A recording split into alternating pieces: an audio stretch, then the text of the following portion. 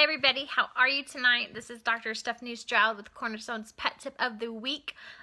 So I wanted to kind of go over things that you can recognize stress or anxiety in your pets. So I don't know if you guys know it, but it is actually National Stress Awareness Month. And so it's the end of April. I wanted to get in a video talking about that. You know, definitely we as humans can get stressed out, and studies have actually shown that having a pet actually greatly diminishes that stress. So I'm all for all of us having pets because they are just a wonderful thing. God did such a wonderful thing when he created the human-animal bond. And so animals definitely help to decrease stress on us. But what about stress in our pets? What are the signs of stress and anxiety in our pets? So, you know, it's springtime. There's lots of thunderstorms and changes in the weather, and sometimes our dogs and our cats can just get a little bit nervous with all the changes in the weather and the loud noises with the thunderstorm. So I just wanted to go over a few things that you can watch for that could be a potential signs of stress in your pets. And so the number one thing that we can kind of see is that they are restless. Okay, so you know, maybe a thunderstorm is coming, or it's not even here yet, but you have noticed the wind picking up, or you know it's supposed to be coming in the next few hours. Sometimes our pets will actually let us know that one is coming, because they may start to get a little bit nervous where they're pacing, or they're walking around, or they just won't settle down and go to sleep like they normally would. Some pets will drool when they're nervous, and so they'll have excessive drooling. They won't want to eat. Some pets will actually bark a whole lot more. Dogs specifically, some dogs will bark more when they're stressed. Their tail may be tucked. Their ear position may be, instead of pointing forward, bright and alert and happy, like when you're talking to them and they point forward and listen, they may be shifting all over their place. Their eyes may be shifting from side to side. You can get what I call whale eye, where instead of when they look at you, their pupils and their iris, you're seeing that, you maybe see more of the white of their eye. Okay, that's something called whale eye, and so that can be a sign of stress in your pet. Again, the tail being tucked, just not acting like themselves, being real jumpy, so when you touch them or pet them, if they're real agitated. Some pets will even get really aggressive when they are very nervous. And so those are all signs you can monitor for. Specifically, again, this time of year, thunderstorms are a big cause of stress and anxiety in our pets. And as we go into summertime too, with the 4th of July, there are a lot of pets that have noise phobias. And so some things that you can kind of do if you have a pet that you think is stressed out because of either the thunderstorms or, you know, as we go into the summer with the 4th of July, things you can do.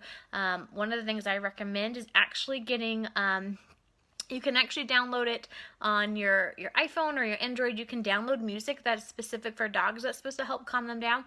Or you can even go to YouTube and they have dog calming music, okay? So sometimes playing soft music in the background where they're not hearing things as much. Sometimes turning on the television just as a noise to distract them, to kind of desensitize from the thunderstorm being the only noise, can help. Other things that you can use, they have some pheromone sprays that are really good for pets. So for dogs, we recommend something called Adaptil, and they actually make it as almost like a Glade plug-in that you can plug it in and it will diffuse throughout your house. So they have Adaptil for dogs, or they have Feel Away for cats. And so those are things you can order online that we find to be helpful in reducing stress in our animals. And what it is again, they just release the pheromones. A lot of times they are from the same pheromones that moms, either the mama cat or the mama dog releases when they're either lactating and nursing, or just when they the puppies are very young. And so those are things that will help calm down and reduce stress. So that is something you can consider.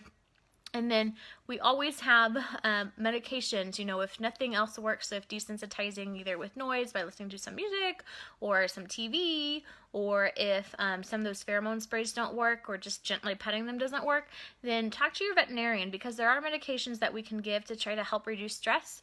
It's not something that they always have to be on all the time, but maybe if you know that there's going to be a thunderstorm coming, or it's going to be around the 4th of July, those are things that you can actually give a couple hours before, some medications, and generally that will help reduce stress so that they do not have to have that anxiety. They're not panting, they're not worried, and then they don't worry you as much, and then you being worried doesn't worry them as much. So anytime our pets are stressed, we as owners get stressed, and it just becomes this really vicious cycle. So just wanted to kind of give you some things to keep in mind as we're going forward with the springtime and going into summertime, especially with the weather changes. You know, it's rainy now, and so we may get some storms later on.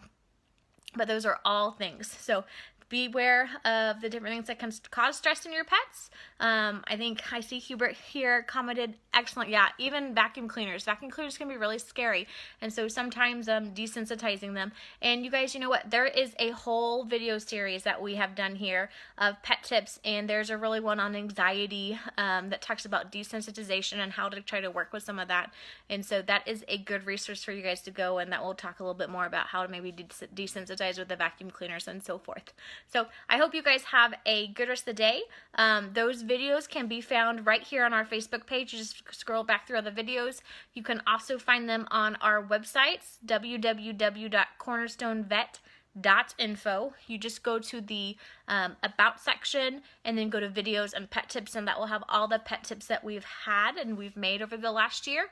Or you can just find it on YouTube by just searching Cornerstone Animal Hospital. We'll have all of our videos uploaded there under that channel. So those are some resources for you guys. Don't forget about our blog that is also on our website that talks about tips too that you can read. So any other suggestions or things you do for your pets to help calm them down or with anxiety, I would love to hear them. So go ahead and comment on those below so we can share those with everyone else. We want to be a resource for you guys, but we also want to help everyone who's watching. And so I love getting to read the comments that you guys have and any tips that you guys have so I can learn about that as well. So I will see you guys next week. To talk to you later. Bye-bye.